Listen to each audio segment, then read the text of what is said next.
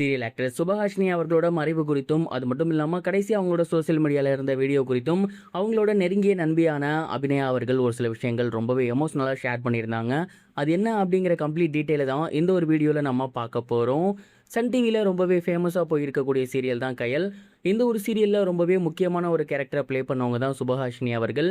இலங்கையைச் சேர்ந்த இவங்க மாடலிங் துறையில் போய் அதுக்கப்புறம் சினிமா இண்டஸ்ட்ரிக்குள்ளே வந்து இப்போ பார்த்தீங்கன்னா அவங்க கயல் சீரியலை நடித்து ரசிகர்கள் மத்தியில் மிகப்பெரிய ஒரு வரவேற்பு பெற்றிருந்தாங்க. தொடர்ந்து அந்த சீரியல் நல்லபடியாகவே போய்கிட்டு இருக்கு.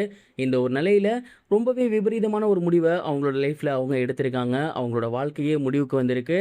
இந்த ஒரு செயலுக்கு காரணம் என்ன, கடைசியாக அவங்களுக்கு என்ன ஆச்சு, வேறு எதுவும் த்ரெட்னிங் இருந்துச்சா அப்படிங்கிற ஏகப்பட்ட கோணத்தில் இப்போ போலீஸார் விசாரணை பண்ணி வந்துட்டு இருக்காங்க. மேலும் இந்த ஒரு நடிகை இறந்து போனதுக்கப்புறம் தொடர்ந்து அவங்களோட ஃபேமிலி மெம்பர்ஸாக இருக்கட்டும், அதே போல் அவங்க பழகி வந்துட்டு இருக்கக்கூடிய நண்பர்களாக இருக்கட்டும், பண்ணிட்டு இருக்க சீரியலாக இருக்கட்டும், எல்லோருக்குமே மிகப்பெரிய ஒரு ஷாக்கிங்கை ஏற்படுத்தியிருக்கு. இந்த ஒரு விஷயம் தொடர்பாக அவங்களோட ஃப்ரெண்ட் அபிநயா அவர்கள் என்ன சொல்லியிருந்தாங்க அப்படின்னா, சுபா ரொம்ப ரொம்ப நல்ல பொண்ணு, ரொம்ப ரொம்ப சுட்டியான ஒரு பொண்ணு. அவள் இருந்தால் அந்த இடமே ரொம்ப ரொம்ப கலகலப்பாக தான் இருக்கும். அவள் கூட இருந்தோம் அப்படின்னா சிரிச்சுக்கிட்டே தான் இருப்போம். அவ்வளோ ஒரு நல்ல பொண்ணு, அவ்வளோ ஒரு டேலண்டான பொண்ணு. எங்கள் எல்லாருக்குமே சுபாவை ரொம்ப ரொம்ப பிடிக்கும். சுபாவலுக்கு கல்யாணம் ஆனதுக்கப்புறம் ரொம்பவே லைஃப் நல்லபடியாக போய்கிட்டு இருந்துச்சு. இன்ஃபேக்ட் சொல்லப்போனால் அவளும் சரி அவளோட ஹஸ்பண்டும் சரி அவ்வளோ க்ளோஸாக இருப்பாங்க. மேட் ஃபார் ஈச் அதர் அப்படிங்கிற மாதிரி இருப்பாங்க. இரண்டு பேருமே அவ்வளவு ஒற்றுமையாக இருப்பாங்க.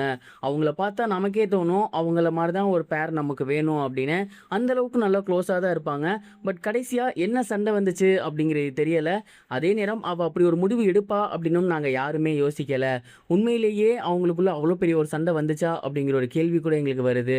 அவள் எங்ககிட்ட ஃபோன் பண்ணி பேசியிருந்திருக்கலாம், இல்லை வேறு ஏதாவது பண்ணியிருந்திருக்கலாம். இப்படி ஒரு முடிவு அவள் எடுப்பா அப்படின்னு நாங்கள் கொஞ்சம் கூட எதிர்பார்க்கவே கிடையாது. வேறு யாருன்னா கூட நாங்கள் நம்புவோம். பட் சுபா அப்படிங்கிறப்ப எங்களால் கொஞ்சம் கூட நம்பவே முடியலை. அவளோட கடைசி வீடியோஸ்லாம் இன்ஸ்டாகிராம்லேயோ இல்லை சோசியல் மீடியாலேயோ போய் பாருங்கள். சிரிச்ச மைனியே தான் இருப்பா. அவங்க ஹஸ்பண்டோட அவ்வளோ சந்தோஷமாக இருந்த வீடியோஸ் இருக்கும். அவள் நல்ல ஒரு ஸ்ட்ராங் உமனாக தான் தன்னை வெளிக்காட்டியிருக்கா. இப்படியெல்லாம் அவள் வீடியோஸ் இருக்கும். அப்போ உங்களுக்கே தெரியும் அவள் எப்படிப்பட்ட ஒரு பொண்ணுன்னு.